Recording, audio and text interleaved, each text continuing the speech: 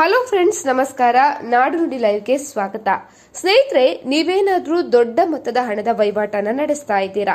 ಹಾಗಿದ್ದಲ್ಲಿ ಆದಾಯ ತೆರಿಗೆ ಇಲಾಖೆ ಈ ಆದೇಶವನ್ನ ಹೊರಡಿಸಿದೆ. ಹಾಗಿದ್ರೆ ಏನು ಅಂತ ತಿಳಿಯಲು ಕಂಪ್ಲೀಟ್ ಆಗಿ ವಿಡಿಯೋ ನೋಡಿ.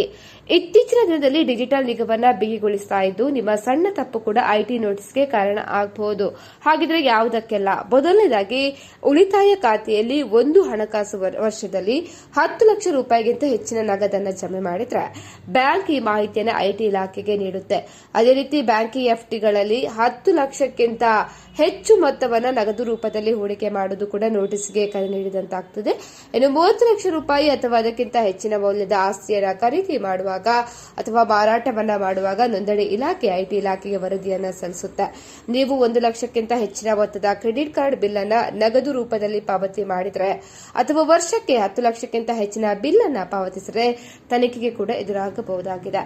ಇನ್ನು ವಿದೇಶ ಪ್ರವಾಸ ಅಥವಾ ಇತರ ಉದ್ದೇಶಕ್ಕಾಗಿ 10 ಲಕ್ಷಕ್ಕಿಂತ ಹೆಚ್ಚಿನ ವಿದೇಶಿ ಕರೆನ್ಸಿ ಖರೀದಿ ಮಾಡಿದ್ರೆ ಮಾಹಿತಿ ಕೂಡ ರವಾನೆಯಾಗುತ್ತೆ. ಸೊ ಈ ವಹಿವಾಟುಗಳನ್ನ ಮಾಡುವುದು ಅಪರಾಧವಲ್ಲ, ಆದರೆ ಇವುಗಳಿಗೆ ನಿಮ್ಮ ಬಳಿ ಸರಿಯಾದ ದಾಖಲೆಗಳು ಮತ್ತೆ ಆದಾಯದ ಮೂಲ ಕೂಡ ಕಡ್ಡಾಯ ಆಗಿರುತ್ತೆ.